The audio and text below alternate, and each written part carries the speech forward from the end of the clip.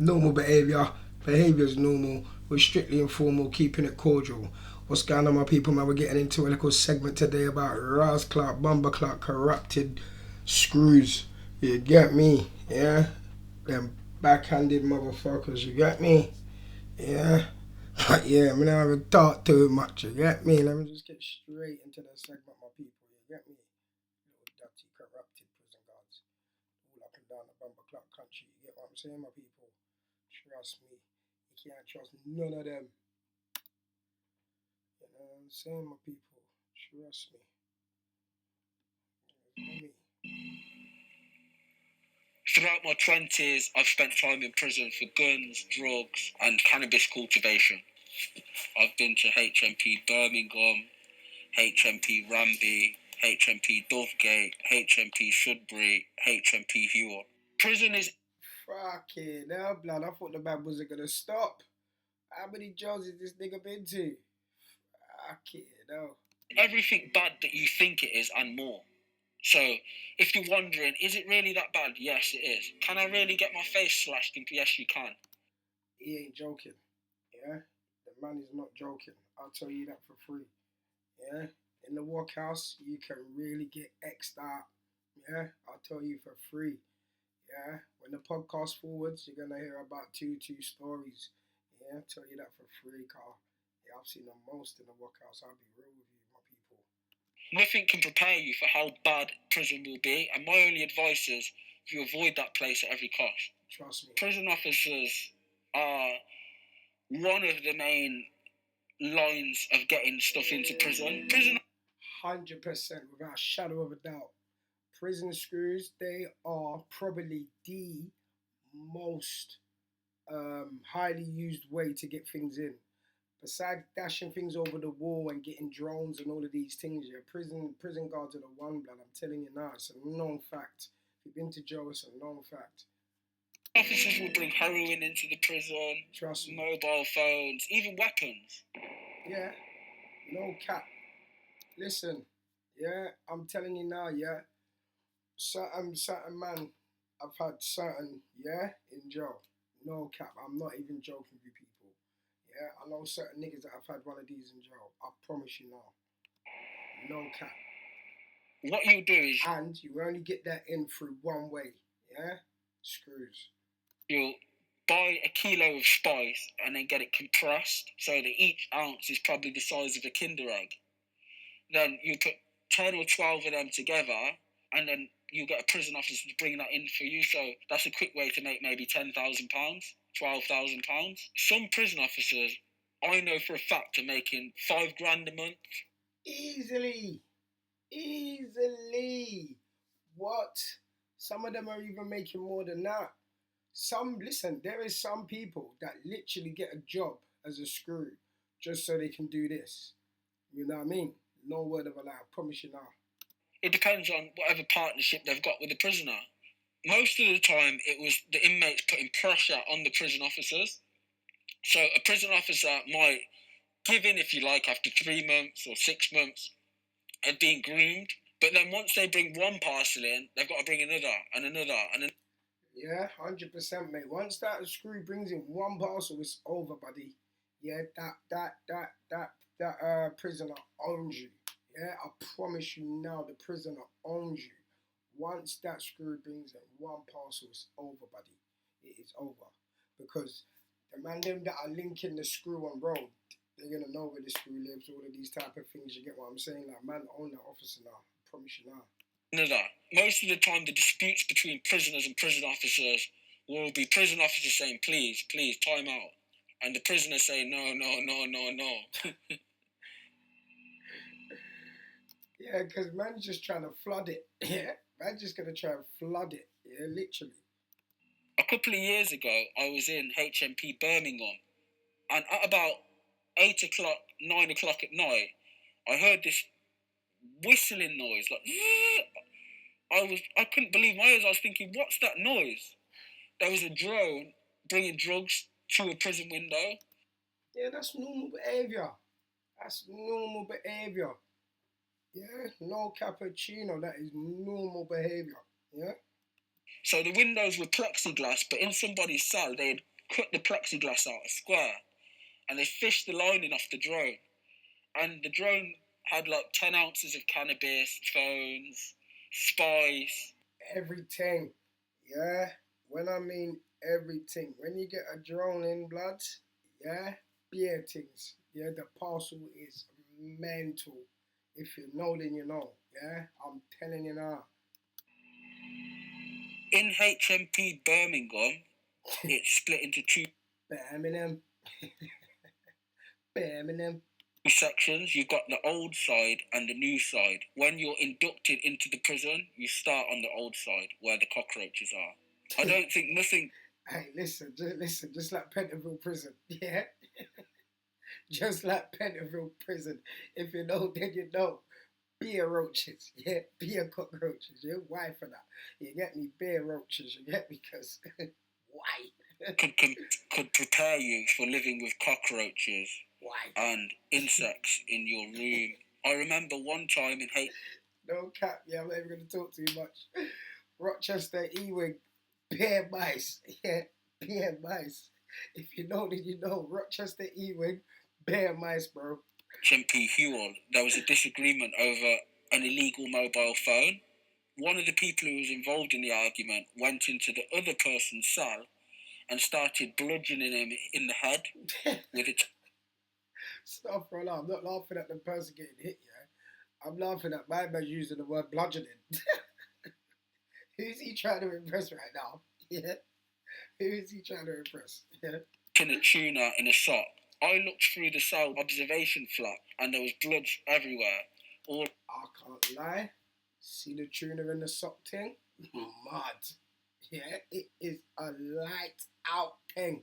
You get hit once, lights out, sleeping. Yeah, Sudafed. Yeah. over the ceilings, the floor, the sink. It looked like someone had been squirting ketchup everywhere. And there wasn't an intensive investigation after acts of violence in prison. The typical consensus is people don't care if it doesn't affect them directly. 100%. 100%. But that is like I personally feel that that's like 70% of people in life, to be honest. You know what I mean? But then you get the 30% of people that care about people, even though that same thing has nothing to do with them personally, or it's not affecting them personally. That's the 30%. The 70% is rare. 100%. 70% of people don't even give a damn what's going on the other side of the world and all of these type of things. You know what I'm saying? Especially us lot that are living in the Western world. Do you get what I'm saying? Yeah, trust me. I think that the general public should know that prison is a business. And if you 100%. Yeah? If you go check one of my other segments, I think it was on the D-Sav thing that I done. Blood, when I'm telling you now, I told you, prison is like OT that you can't leave. Yeah? I promise you now, it's like OT that you can't leave. Yeah, I've said it before. Are involved in crime, you are susceptible to be an integral part of someone's business, which is prison. I saw companies that were operating within the prison grounds, employing prisoners to further their business. Prisoners were being paid £10 a week to work 5 days a week in these workshops. Yeah, slave labour thing. Yeah. What does he expect? Yeah, slave labour thing. Yeah. Listen, all I know, yeah, when I was on my gangster holiday, yeah, listen, I ain't cleaning no prison, no HMP blood. Yeah, I'm not doing it. I used to just run up in the workshops and get paid, you know what I mean? Serious. It was beyond belief to me that these businesses were allowed to operate on a prison grounds and then pay this cheap slave labour, if you like. This is No, but listen, at the end of the day, yeah, at the end of the day, you have a choice. Do you know what I mean? In jail, you have a choice. You don't have to go. Do you get what I'm saying? That you are allowed to sit in your cell for the whole of your sentence. Yeah, you do not have to get up and go to workshops or go to education or none of that. You get what I'm saying? It's all a choice. So him saying that, boy, I don't really see his argument, to be honest. You know what I mean? I don't really see the argument. the level of corruption. The prison establishments are not geared to help prisoners to succeed upon their release or during their time in prison. To an extent, he is right, but fundamentally, it's all about yourself. You know what I mean? Unless you actually need some type of help, maybe physically or mentally. You know what I mean? But if you don't actively need help physically or mentally, then fundamentally it's upon yourself to make the right choices when you leave prison. Do you know what I'm saying? I definitely think that people of African descent and minority backgrounds, I think that they're dealt with harsher. I was reading yesterday on the news, somebody who got prosecuted for third strike burglary received under 4 years in prison. I received 5 years in prison for growing 88 cannabis plants. The justice system, it kind of doesn't make sense sometimes. Understandable what he's saying, because there is a very large element of truth to what he said about the system deals with African descent people differently. That's a known fact, yeah? But what I will say in regards to what he said specifically about a first strike burglary person getting under 4 years and him getting 5 years for 88 plants, on the day, yeah, on the day when you get sentenced and you get slapped with a guilty by the judge, the sentencing is always at the discretion of the judge, and the judge always works within the guidelines, and the guidelines is within your rap sheet, the charge, and how many times you've been done for something similar. There's a lot of accumulations that the judge will put within your sentencing, but they always work within the guidelines. So him saying that, at the end of the day, mate, it's at the discretion of the judges. You get me? As long as they're working within the guidelines. So your solicitor can't say nothing to it, or your lawyer, or your QC, or whatever. You get me?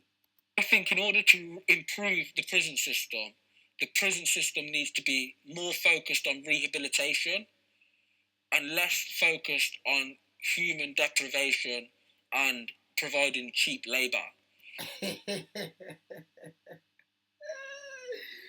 Man said human deprivation. He ain't playing, cuz. Yeah, nah, he's right, man. But at the same time, I do believe that England, they do try to a very meaty level to help prisoners when they leave prison. They do help to a very meaty level. Yeah, if I'm being honest. But I get what he's saying. So, I mean that there should be a lot more reading done in prison. There should be a lot more reform education. So, empowering people's minds, giving people an alternative way to earn money, allowing people to gain qualifications and documentation that will allow them to succeed upon their release.